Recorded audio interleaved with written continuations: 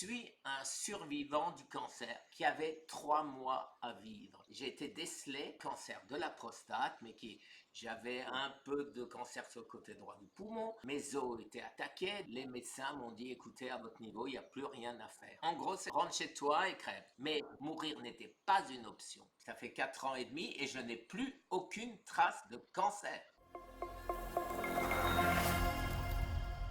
Même si on a des points de vue différents sur certaines choses, moi ce qui m'intéresse c'est ton parcours parce qu'il est absolument incroyable. Guy, pour ceux qui ne te connaissent pas encore, qui es-tu et pourquoi est-ce que tu es là? Quel est ce message que tu veux nous faire passer? Aujourd'hui, je veux spread the word. Alors, qui je suis? C'est la question que tu viens de me poser. Je suis un survivant du cancer qui avait 3 mois à vivre. J'ai été décelé en août 2018 d'un cancer phase terminale qui avait spread partout. Voilà. Donc, c'était au départ un cancer de la prostate, mais j'avais un peu de cancer sur le côté droit du poumon, mes lymph nodes étaient attaqués, mes os étaient attaqués, donc j'étais foutu. Les médecins m'ont dit, écoutez, à votre niveau, il n'y a plus rien à faire. J'ai pas cru quand on m'a dit ça dans mon premier hôpital aux États-Unis, puisque j'habite Miami. Je suis allé voir un autre hôpital qui m'a dit exactement la même chose. Je suis allé en France à l'université de Strasbourg, dont il y a un professeur qui est réputé, qui m'a dit la même chose. Et donc, bon, qu'est-ce que j'ai fait? Qu'est-ce que j'ai fait? Bien sûr, j'étais effondré. J'étais effondré, alors je suis allé sur la place à Strasbourg avec l'ami avec qui j'étais et j'ai bouffé comme un chancre une choucroute, toutes les choses que je ne savais pas qui étaient interdites. J'ai fini par une forêt noire énorme, la crème chantilly, etc., etc. Et le lendemain, j'étais dans l'avion. Et dans l'avion, je me suis dit, mais je vais quand même pas accepter ça. Je vais pas laisser ma femme et mes enfants tout seuls. Je suis rentré et j'ai parlé à ma femme et je lui ai dit, écoute, je vais me battre, je vais trouver. Et ma femme m'a dit quelque chose. Pas une seconde, j'ai pensé et j'ai cru que tu allais mourir. Waouh. Et notre autre combat, j'allais dire où on n'était pas tout à fait d'accord, c'était comment annoncer ça aux enfants. Alors ça, c'est terrible de pouvoir, tu vois, j'en suis encore ému. C'était certainement le pire moment de ma vie. Dire à ses enfants qu'on va mourir. Et donc, on a décidé de le dire. Mes enfants ont pris ça différemment. La plus petite, c'est aller s'acheter un chien. Et les autres, mon fils et ma fille, les aînés, m'ont aidé à chercher. Puisque j'ai passé 18 heures par jour à essayer de comprendre ce qu'était le cancer. J'ai emmerdé, excuse-moi, mais c'est vraiment parce qu'embêter, c'est pas suffisant. Le plus grand professeur à travers le monde. Je leur ai envoyé des emails, je leur ai téléphoné, j'ai eu les secrétaires, je les engueulais quand je les engueulais elles quand elles me répondaient pas, etc., etc.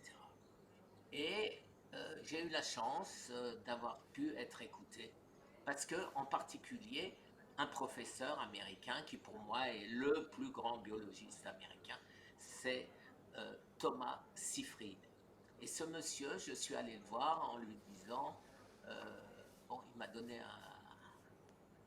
un rendez-vous, une demi-heure, on est arrivé, j'étais avec mon fils, et on pousse sa porte, et il me dit comme ça, il dit même pas bonjour, enfin, il est pris dans un livre.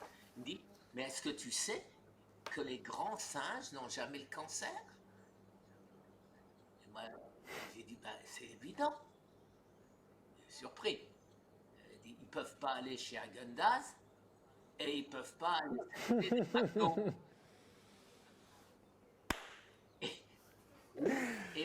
comme tu vois, comme tu as fait, et la glace était rompue. Et on a parlé pendant 2 heures et demie.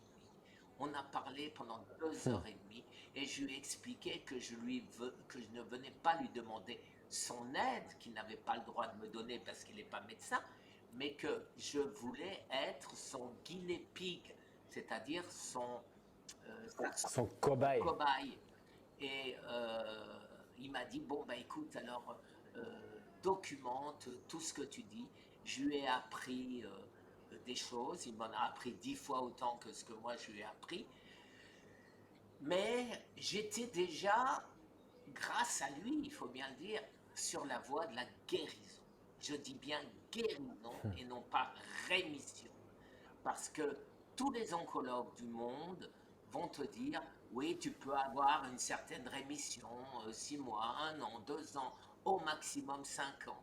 Et au bout de 5 ans, ceux qui ont fait la chimio, ceux qui ont fait la radiothérapie sont morts à 92 ou 98%. Je ne me rappelle plus, mais c'est tellement énorme que ça n'a même pas d'importance, la différence. Et en plaisantant, je demande à ce grand professeur, et alors, et au bout de 6 ans, il me dit, ah, au bout de 6 ans, il n'y en a plus. Bon, donc c'était clair. Moi, j'ai eu de la chance. Quand j'ai eu de la chance, c'est bien sûr, c'est pas d'avoir fabriqué mon cancer, c'est d'avoir été diagnostiqué trop tard. Donc, on m'a pas bousillé, on m'a pas fait de chimio, on m'a pas fait de radiothérapie, puisque c'était Il était trop tard, donc on se dit, on rentre pas dans les traitements, machin, c'est bon, c'est foutu pour toi. En gros, débrouille-toi avec ça. En gros, c'est ça. Rentre chez toi et crève. Voilà. Alors, Ok. après, bien sûr, il faut quand même faire un peu d'argent. Alors, on m'a donné des pilules qui s'appelaient du Zytiga aux États-Unis, 10 500 dollars le traitement pour un mois. Waouh. Ouais, et qui coûte 3050, comme par hasard, ça termine par 50 aussi, tu vois, euros en France. Et ça, c'est pris en charge par la sécurité sociale. Quand j'ai vu au bout d'1 mois et demi, d'abord rien, et en plus de ça, je regarde sur le site du fabricant et c'est marqué traitement palliatif qui peut euh, augmenter la vie de 23 mois au maximum. Et en plus de ça, effet secondaire, 30% cause de mortalité par arrêt cardiaque. Donc, j'ai pas attendu, Oh là là. j'ai arrêté immédiatement. Et tu as aujourd'hui encore des imbéciles, excuse-moi le terme, qui pensent que c'est mon orchidectomie, c'était une opération pour éviter la testostérone, et ces médicaments palliatifs qui m'auraient sauvé la vie. Et quand je dis ça à mes oncologues, ils se marrent, parce qu'un Hmm. traitement palliatif n'a jamais sauvé la vie à personne. Voilà, donc là, c'est clair. Alors, quand j'ai commencé à chercher, j'ai vu que tout existait. C'est-à-dire, si tu regardes depuis 1931, la première personne, c'est Otto Warburg, qui nous explique comment fonctionne le cancer. Jusqu'à Jim Allison en 2018, qui nous explique ce que le corps fait et comment le cancer détourne nos propres défenses contre nous-mêmes. Et quand tu as compris tout ça, c'est facile de faire un plus un plus un. Tu arrives à trouver comment guérir du cancer et non pas être en rémission. Il faut combattre le cancer. Je dis toujours, il faut donner à ton corps ce que ton corps a besoin et ne pas donner au cancer ce que le cancer a besoin. C'est aussi simple que ça. Hmm. Voilà. Mais ça, Et alors, je pense que tu dis simple et après tes recherches et tes conclusions, bah, ça a l'air d'être le cas. Donc, j'ai vraiment envie que tu nous expliques tout ça. Par contre, je m'imagine, j'ai côtoyé des gens dans le cas, être atteint du cancer, avoir été diagnostiqué, etc. Même si c'est simple, je ne peux pas imaginer que ce soit facile à mettre en place tout ça. Tout ce que tu as fait, tout ce que Fred a fait, tout ce que les gens que tu inspires font pour le moment, je ne peux pas imaginer que ce soit facile. Est-ce que je me trompe? J'imagine que ça a été difficile comme chemin. C'est très difficile. C'est très difficile parce que tu as toujours cette épée de Damoclès au-dessus de la tête qui peut se décrocher et tu te dis toujours, mais est-ce que tous ces médecins qui te promettent que tu vas mourir, c'est quand même pas des imbéciles? Mais je ne vais pas dire que ce sont des imbéciles, mais ils sont très souvent, j'exagère, mais je dis quand même le mot, incultes. Quand je dis incultes, ils ont appris il y a 20 ans, 30 ans, 50 ans, quelque chose à la fac. Et ils sont restés là-dessus. Ils ne lisent pas les publications des grands professeurs, des prix Nobel. Mon propre oncologue, un de mes oncologues m'a dit prends du sucre, ton cerveau en a besoin, etc., etc. Il m'avait donné, tu sais, ces bouteilles que vous, les sportifs, vous buvez, là, ces trucs remplis de sucre, 70 grammes dans un petit truc comme ça. Et il dit à mon fils, va acheter 3 bouteilles comme ça et ton père les boive immédiatement parce que j'étais à mon 15e jour de jeûne. Et quand je suis sorti, bien sûr mon fils n'est pas allé les acheter, et on a dit, ben, j'ai intérêt à changer de médecin. Voilà. Il ne savait même C'est pas clair. ce qu'était l'autophagie. Donc, Un oncologue. l'oncologue. Ouais. Donc, c'est grave. C'est grave, mais pour eux, c'est pas grave parce que c'est normal. C'est normal. Ils ont appris quelque chose. C'est des prescripteurs. Tu as quelque chose, on doit te donner ça. Voilà. C'est tout. Et ils vont pas chercher plus loin. C'est incroyable. Oui, mais c'est comme ça. Pardon Guy, je voulais pas t'interrompre. C'est incroyable à quel point ça ressort en fait, à quel point on entend ça régulièrement maintenant. Ce sont des prescripteurs et surtout ils voient la maladie au travers d'un prisme.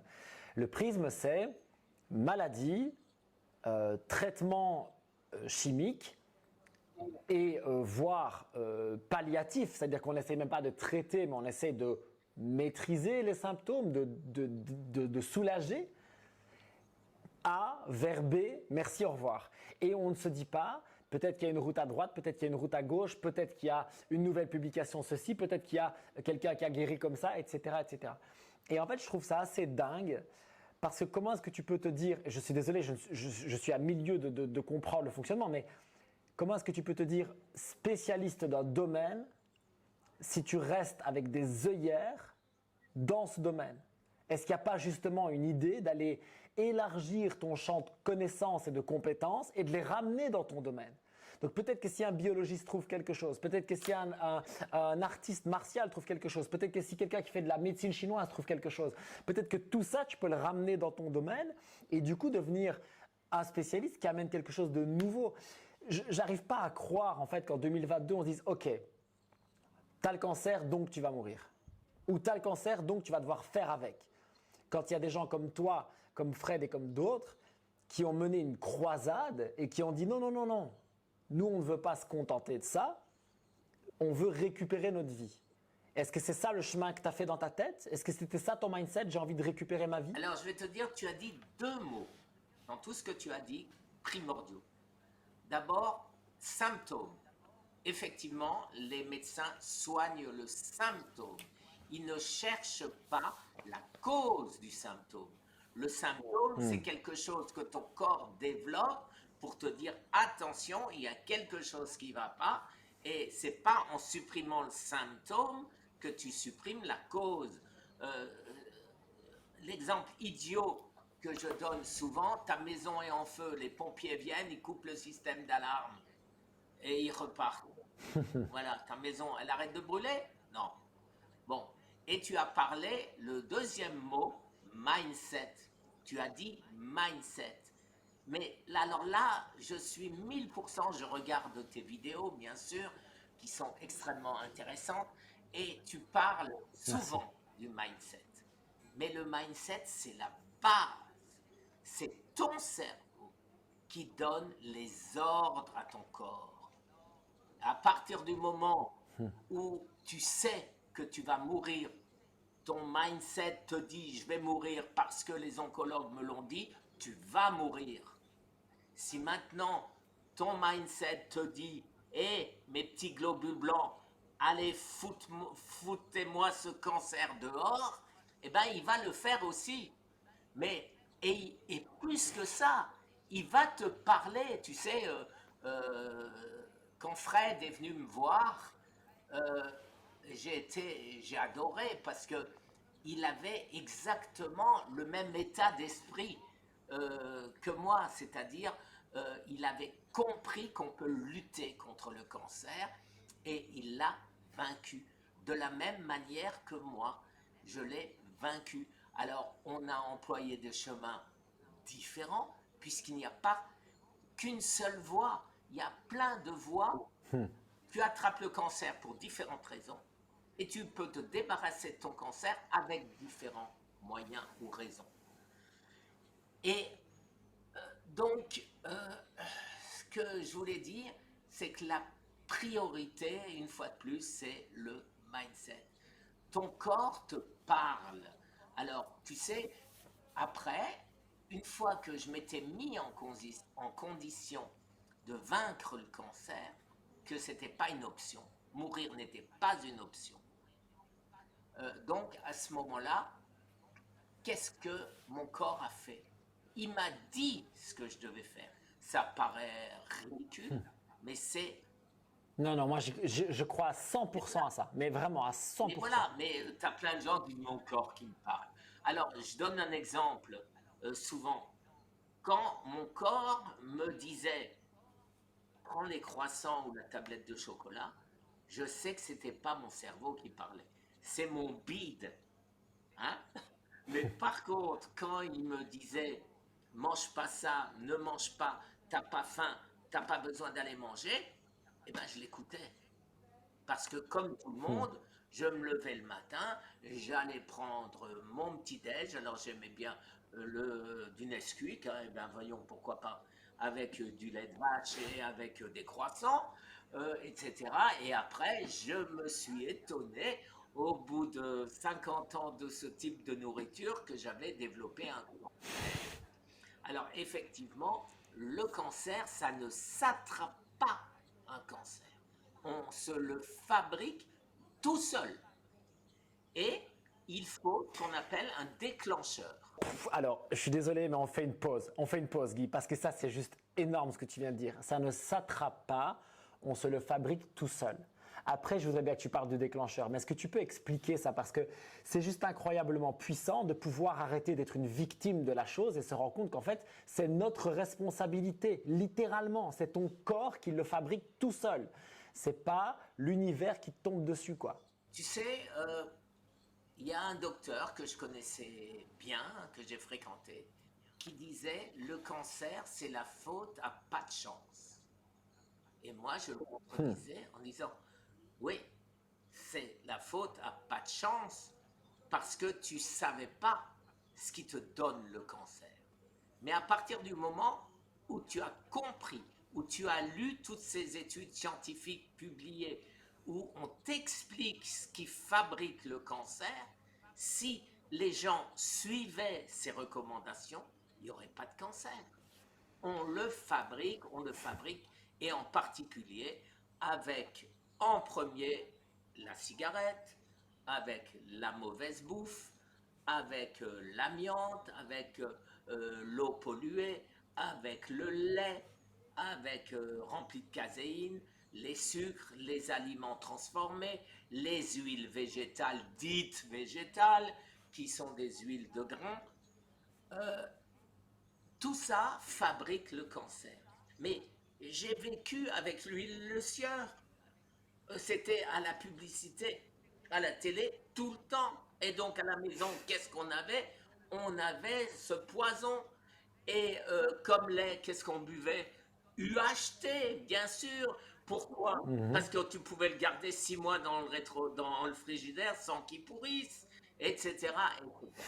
Donc, mes parents ont commencé à m'empoisonner et comme j'aimais ça, j'ai continué pendant les 50 ans suivants. Figure-toi que peut-être que mon syndrome de l'intestin irritable est un événement salvateur dans ma vie parce que pour ma part, je mangeais terriblement mal, mais vraiment, je pense qu'on ne peut pas faire pire.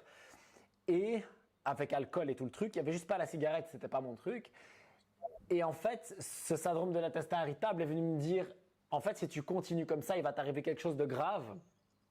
Et du coup, c'est ça. Je me dis, entre les deux, au choix, je préfère faire un syndrome de l'intestin irritable entre 25 et 30 ans, ce qui n'est pas du tout rigolo, parce qu'en plus, on comprend rien à ce qui nous arrive au début, mais ce qui est peut-être beaucoup moins grave qu'un cancer du côlon à 50.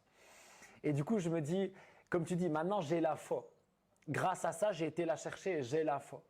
Et c'est aussi pour ça qu'on est là, Guy, pour que tu spread the word et que moi, je fasse passer mon message. C'est pour que les gens aient la foi. Qu'en fait, ce qu'on fait, ce que ta génération, jusqu'à la mienne et malheureusement la suivante, petit déjeuner au lait UHT avec le Nesquik, les céréales, le pain, la confiture, etc., les viennoiseries et tout, on est littéralement, comme tu le dis, en train de s'empoisonner. Les huiles végétales qui sont dramatiques, etc., etc., etc. Et je suis vraiment content que tu nous expliques ça. Du coup, on fabrique notre cancer nous-mêmes à partir de ces sources. Cigarettes, amiante, malbouffe, etc., etc. Et ce que tu dis par contre, c'est que tout ça, on le fabrique, mais il y a un déclencheur. Il y a un moment, on va dire un point de bascule. Tu peux expliquer ça parce que je trouve ça passionnant. Alors, écoute, j'ai eu en 2015 une grande claque de la part de mon petit frère qui m'a empêché de dormir quasiment pendant 2 ans. Et j'ai lu, bien sûr, en particulier David Kayat, qui nous parle du déclencheur du cancer. C'est une catastrophe qui se passe dans ta vie. Tu as perdu un enfant, tu as perdu ta femme, un divorce. Ça peut être aussi bête, quelqu'un d'hypersensible parce qu'il est viré de son boulot, etc. Mais il y a toujours un déclencheur. Et depuis, tous les gens que j'aide, je leur demande qu'est-ce qui a causé ton cancer. Et quand ils ne savent pas, je leur demande est-ce qu'il s'est passé un élément dramatique dans votre vie. Et tous ont un élément dramatique. Donc, effectivement, tu peux construire. Tu vois pourquoi? Pourquoi est-ce que je me suis posé cette question? Parce que tu as plein de gens obèses, diabète, tout ce que tu veux, et ils n'ont pas le cancer. Et tu en as d'autres qui ont une santé extérieure, une apparence extérieure nettement meilleure et qui attrapent le cancer. Et cela, Tu peux prendre l'exemple de Fred. ben, Sportif, hygiène de vie correcte, etc. Et boum. exactement à ça que je voulais en venir. Mais il a eu une grosse claque, une angoisse, la perte de ses, Tout à voilà, fait. etc., de ses écoles, etc., etc. Ça doit être angoissant. Euh, Plus savoir si tu vas pouvoir payer ton loyer, payer ta voiture, payer. C'est angoissant. Et donc, bien sûr, tu as des personnes qui arrivent plus ou moins bien à gérer ce stress. Et ce stress, c'est le démarrage du cancer. Et moi, tout ce qui était boulot, tout ce qui était... j'avais la phrase de mon père toujours dans la tête quand je me faisais une maladie parce qu'il y avait ci, il y avait ça. Et il me disait, mais Guy, ce n'est que de l'argent. Mais oui, ça paraît évident quand on le dit comme ça, mais on ne réagit pas comme ça. On dit c'est comme si le monde s'effondrait. Mais non, ce n'est que de l'argent. Et quand, grâce à ça, les soucis, par exemple, une maison, le locataire, et il avait vidé la maison, il nous a tout volé, y compris les fenêtres et tout. Mais bon, ça arrive. Voilà. Mais tu vois, ça c'est le genre de truc qui ne me faisait rien. Mais une blessure profonde de quelqu'un que tu aimes, alors ça, pour moi, ça a été Ouais. la catastrophe, tu vois. Et ça m'a créé le cancer. Et ça, j'en suis absolument certain. Et j'essaye aujourd'hui d'éviter les claques quand tu as toujours un ami qui te déçoit ou quelque chose. Et j'essaye de passer outre, de me dire chaque fois, c'est pas grave, parce qu'on le sait, des fois je m'engueule avec mes enfants, il faut pas, allez, bon, ils comprennent rien, c'est pas grave. Tu vois, mais j'essaye de passer outre et c'est des fois très difficile parce que tu sais bien, tu as aussi des enfants. Les enfants, ça sait bien nous énerver. Et puis ça nous Et, touche différemment, quoi. Ça nous touche différemment. Il n'y a rien à faire. et C'est viscéral avec les enfants. Et donc pour toi, c'est ce gros déclencheur, ce moment de stress intense, en tout cas vécu comme un stress intense, qui est le point de bascule, qui est le moment où le cancer se déclare, où ton corps n'arrive plus à lutter contre. Qu'est-ce qui change à ce moment-là? alors, je dis toujours, tu peux mettre 20 ans, 30 ans, 50 ans, 60 ans pour construire ton cancer. Pour construire, j'irais dire, la possibilité à ton corps d'exploser, mais ce déclencheur, il le faut, puisque tu as des gens, comme je le disais, qui sont obèses et qui n'ont jamais le cancer, ou qui fument, donc tu sais qu'il n'y a que 40%, que c'est énorme quand même, des gros fumeurs qui attrapent le cancer. Alors, pourquoi les 60 autres ne l'attrapent pas? Eh bien, c'est simplement parce qu'ils ont une vie plus cool, ils se stressent moins, ils s'angoissent moins. Voilà.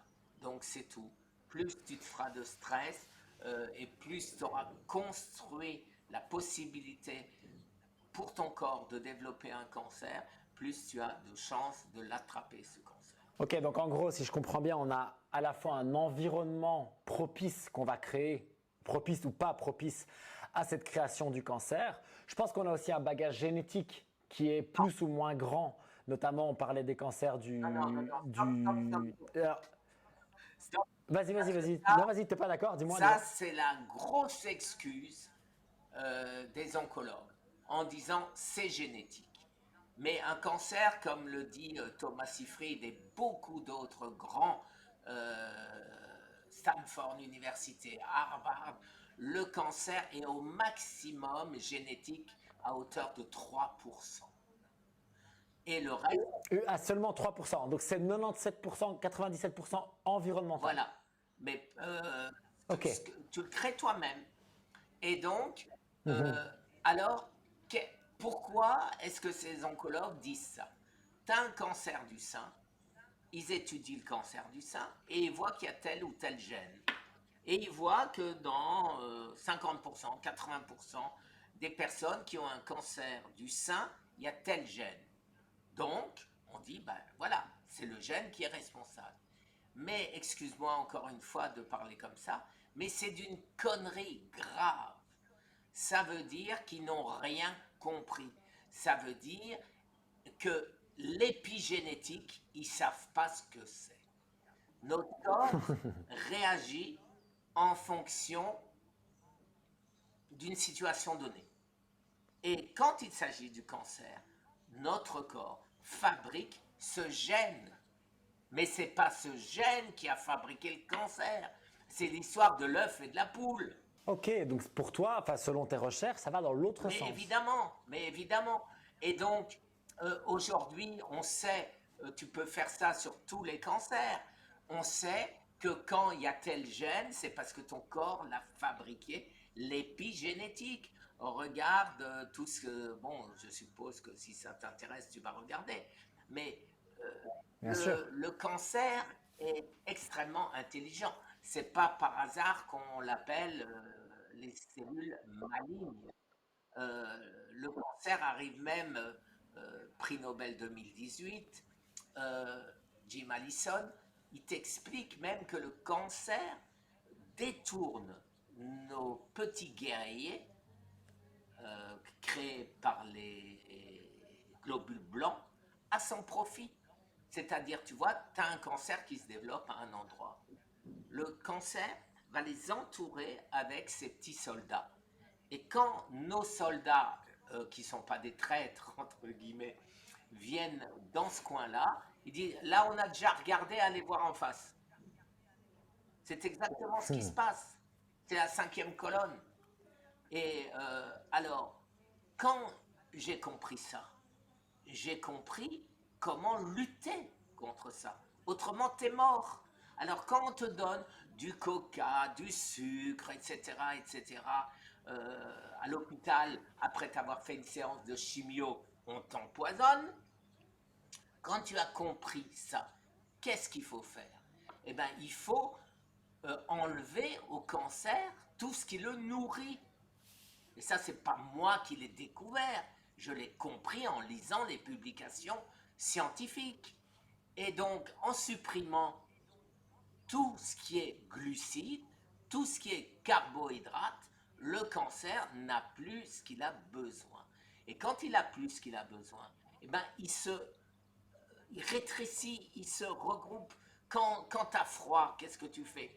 Tu te fais comme ça, et puis tu t'enveloppes dans la couverture, et ce qui est autour, ça n'existe plus. Si la pièce, elle est froide, tu t'en fous.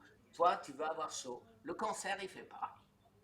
Et quand le cancer se rétracte sur lui-même, il abandonne ses défenses qu'il nous a volées. Et donc, à ce moment-là, il n'y a plus nos petits soldats traîtres qui se battent pour le cancer, etc., etc. Et au fur et à mesure, en enlevant, en affamant le cancer, starve the cancer, c'est ce que disent les grands euh, biologistes américains. Ça veut dire affame le cancer. Eh bien, si tu fais ça, tu es sur la bonne voie. Thomas Seyfried parle de la diète cétogène. Pourquoi? Bon, on n'est pas tout à fait d'accord sur certains trucs. D'ailleurs, avec Fred, on en a parlé, on n'est pas chaud pour les 75% de gras. Quoi. Mais pour le reste, on est 100% d'accord. Il faut supprimer plein de choses. Il faut supprimer tout ce qui est à base de carbohydrates, tout ce qui est sucre, y compris les fruits, y compris le lactose du lait, y compris tout ce que tu peux manger, les frites, les tubercules, les carottes, euh, n'importe quoi qui a du sucre, il faut le supprimer. Et en le supprimant, eh ben, tu supprimes au cancer la possibilité de se nourrir et par là même de grossir. Donc ça veut dire que tu as combiné une alimentation cétogène par définition, puisque tu as retiré tous les glucides, ou la plupart en tout cas, on va en parler. Et je sais aussi que tu as affamé ton cancer par du jeûne, mais tu es allé très loin dans le jeûne, toi en plus. Est-ce que tu n'as pas jeûné 40 jours ou quelque chose, 42 jours? 45 jours. 45 jours, autant pour moi. 45 jours, est-ce que ça a été ta toute première démarche ou est-ce que tu as fait d'autres choses avant? Ça a été ma première démarche. J'ai commencé, je me rappellerai toujours, tu vois, j'ai été diagnostiqué, je l'ai dit, en août 2018. Je suis revenu après avoir fait le tour de tous ces oncologues, d'avoir cherché le 19 janvier. C'était après mon anniversaire, je suis né le 15. D'ailleurs, c'est bientôt mon anniversaire, 71 ans. Jamais j'aurais pensé que je serais encore vivant. Mais bon. Euh, le 19, après avoir fait une grosse bouffe, pour le 15, mon dernier repas, mon dernier anniversaire, j'en suis encore tout ému. Le 19, j'ai dit ce que j'ai déjà dit, à savoir non, je vais survivre. Mindset. Et j'ai commencé à faire un jeûne puisque j'avais vu, donc pareil, je n'ai rien inventé, je n'ai rien découvert. J'ai mis en place ce qui existe, je n'arrête pas de le dire parce qu'il y a des gens qui me traitent de héros. On m'a appelé, tu vois le tableau derrière moi, on m'a offert le samouraï, on m'a offert des épées, des sabres de samouraï, on m'a offert des casquettes, on m'a offert. Les gens étaient. Mais je spread the word, c'est tout, c'est tout. Je ne suis pas un génie, je ne suis pas autrement que tout le monde. Je suis seulement quelqu'un qui a voulu survivre et qui espère, grâce à ce qu'il a découvert, j'espère donner aux malades la possibilité de survivre aussi, de guérir aussi. Il faut survivre pour pouvoir guérir, parce que le premier stade, c'est survivre. Et une fois qu'on survit, on peut guérir, mais on ne peut pas guérir sans survivre. Donc, Parce que là, ça fait 4 ans et demi qu'on t'a annoncé un cancer du stade 4 et on t'avait donné un pronostic vital de quoi, quelques semaines, quelques mois? 3 mois. Et ça fait 4 ans et demi. ça fait 4 ans et demi et je n'ai plus aucune trace de cancer. C'est ce qui est important. Donc tu n'es pas, comme on le dit, en rémission, tu es en guérison. Oui. Et depuis un certain temps. Mais que cette vidéo avec Guy était passionnante. Oui, il neige, mais je vous fais quand même une vidéo pour vous dire que la semaine prochaine, vous pourrez recevoir la suite de cette vidéo avec tous les conseils de Guy à propos de l'alimentation anti-cancer et de l'utilisation du jeûne également. Mais si vous voulez d'ores et déjà écouter l'entièreté de l'interview avec Guy, vous pouvez cliquer sur le lien qui est quelque part sur l'écran ou dans la description pour écouter tout sur Spotify directement. Merci à vous tous de nous aider à faire passer ce message qui nous tient très à cœur comme vous le ressentez en partageant la vidéo ou simplement en laissant un petit commentaire juste en dessous, ça aide énormément. Prenez soin de vous, on mange pour notre énergie et profitez pleinement de notre vie contre le cancer aussi. Peace.